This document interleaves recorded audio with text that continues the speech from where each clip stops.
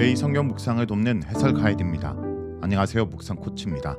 함께 읽고 나눌 말씀은 마가복음 11장 12절에서 26절까지 말씀입니다. 예수님이 성전으로 올라가는 길에 입만 무성한 무화과 나무를 저주하신 사건은 형식만 남은 성전에 대한 심판을 의미합니다.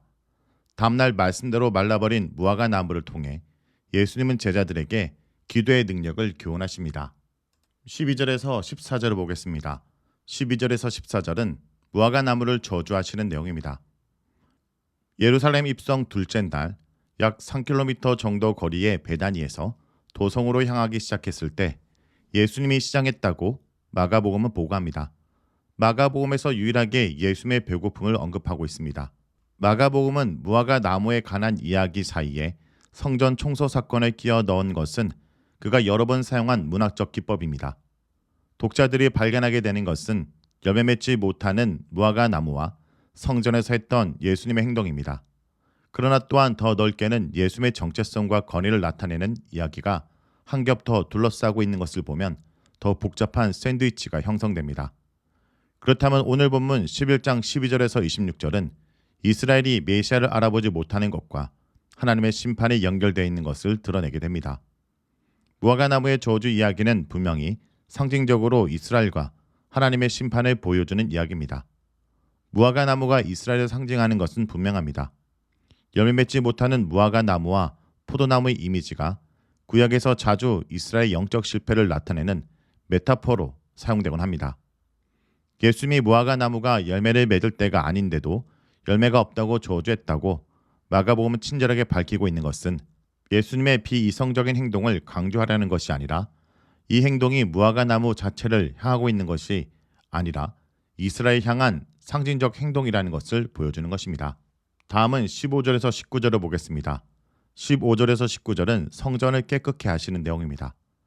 예수님이 성전에서 한 행동을 많은 사람들이 성전 청소라고 부르고 있으나 이 사건을 무화과 나무 저주 사건과 연결지어 읽히기 원했던 마가복음의 의도로 미루어 보아 그 명칭은 성전 심판이 되어야 합니다. 예수님은 성전을 청소함으로 성전을 개혁하기 원했던 것이 아닙니다.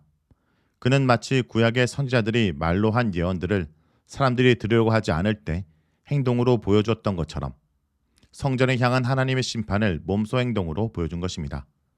예수님이 집중적으로 행동을 통해 보여준 것은 성전 기능 중에서 세 가지 면입니다. 첫째, 성전의 재정적 근원을 뒤집어 엎었습니다.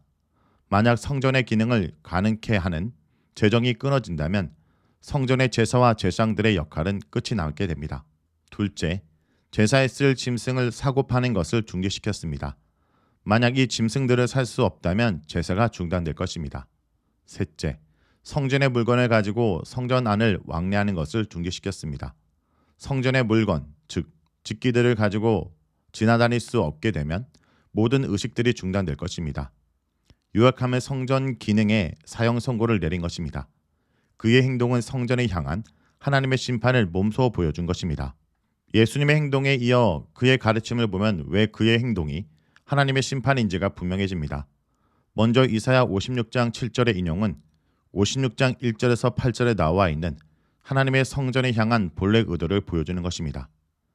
이사야 56장 1절에서 8절은 이스라엘이 하나님의 구원에서 배제되었다 생각했던 사람들을 하나님이 사실은 포함하고 있다는 것을 보여줍니다. 여호와께 연합한 이방인, 언약을 붙잡은 고자, 즉 성전 출입이 금지된 사람들입니다. 이스라엘 쫓겨난 자 등 모든 사람들이 기도하는 집이 바로 성전의 본래 모습입니다. 그러나 본문에서 너희는 그 성전을 강도의 서굴로 만들고 만 것입니다.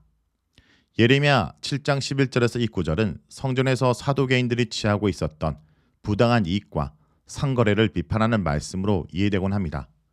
그러나 이 구절이 포함된 예레미야 7장 1절에서 15절의 내용은 성전 밖에서 온갖 죄악을 저지르던 사람들이 단지 성전에 와서 제사를 지냄으로써 자기들의 죄가 다 용서되어 구원을 얻었다며 헛되은 구원의 확신을 주장하는 것에 대한 예레미야의 무서운 심판의 말씀입니다.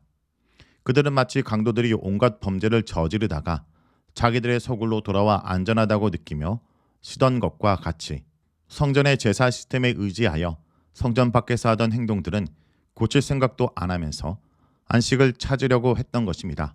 예레미야 7장 11절은 선언합니다. 보라, 나 곧 내가 그것을 보았노라. 예수님은 전날 성전에 들어가사 모든 것을 둘러보셨습니다. 마가복음 3장 6절은 헤롯 당과 바리새인들이 예수님을 어떻게 죽일까 의논했다는 것을 밝히는데 18절에선 성전과 관계 있는 대제사장들과 서기관들이 모의하는 것을 보여줍니다. 이유는 그들이 갖기 시작한 예수님에 대한 두려움 때문이었습니다. 많은 사람들이 예수님의 가르침에 놀라서 그를 따라갈까 두려워했기 때문입니다.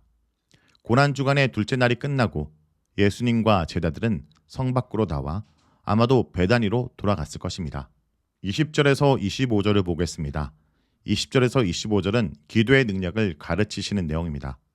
마가복음은 다시 무화과 나무 사건으로 독자들을 이끕니다. 말라버린 무화과 나무는 심판을 받을 이스라엘을 상징합니다. 무화과 나무와 성전 사건을 통해 하나님의 심판을 가르친 예수님은 이제 어떻게 그 심판을 피하고 구원받을 수 있는지를 가르치기 시작합니다. 그것은 하나님을 믿음만으로 가능한 것입니다. 하나님의 심판을 피하는 것이 불가능해 보이지만 하나님을 의심하지 않고 믿음은 가능합니다. 예수님이 이 산이라고 했을 때 그것은 분명히 시온산을 의미합니다. 그 시온산 위에 서 있는 성전도 하나님이 원하시면 바다로 들어가게 될 것입니다. 유대인들이 성전을 하나님이 잘 들어주시는 기도의 장소로 생각했던 것과 달리 예수님은 장소에 구애받지 않은 믿음의 기도를 가르치십니다. 어떤 곳에서 기도하냐가 중요한 것이 아니라 어떻게 기도하냐가 중요한 것입니다. 핵심은 이루어질 줄 믿는 믿음에 있습니다. 장소보다 더 중요한 것은 기도하는 사람이 가지고 있는 하나님과의 관계입니다. 다른 사람을 용서하지 않는 것은 하나님과 관계를 가로막는 것이며 그 상태에서 드리는 기도는 믿음의 기도가 될 수 없는 것입니다. 만약 하나님의 능력이 믿음을 통하여 드러나려면 다른 사람이 자기에게 잘못한 것을 먼저 용서해서 하나님과의 관계를 바로 세워야 합니다. 성전에서 제사 드리는 것이 아닌 다른 사람을 용서하는 것이 하나님과의 관계를 바로 세우는 길이라는 예수님의 가르침은 당시에 혁명적인 것이었습니다. 예수님은 타락한 성전의 모습에 분노하십니다. 예수님은 이방인의 뜰에서 유월절 제물을 매매하는 자들을 쫓아내시고 성전 세금을 낼 수 있게 돈을 바꿔주는 자들의 상을 엎으십니다. 이들이 성전 제사장과 결탁하여 짐승을 비싼 가격에 팔고 엄청난 한전 차익을 챙겼기 때문입니다. 이방인들이 하나님께 나와 기도할 수 있는 은혜의 공간이 속임과 탐욕이 가득한 강도의 소굴이 되고 만 것입니다. 성전이라 불리는 우리 자신과 교회 안에서 개혁되고 정결하게 될 부분은 무엇일까요? 혹시 편리성과 효율성 그리고 경제성이라는 면모가에 우리의 탐욕은 채우고 있지 않은지 돌아봐야 될 것입니다. 말씀을 놓고 기도하겠습니다. 주님, 제 안에 성령이 계시며 제가 하나님의 성전이라는 사실을 잊지 않고 날마다 정결하게 살게 하여 주시옵소서. 특별히 우리 공동체가 주님을 위한 기도의 공동체, 정결한 공동체가 되도록 붙들어 주시옵소서. 예수님의 이름으로 기도합니다.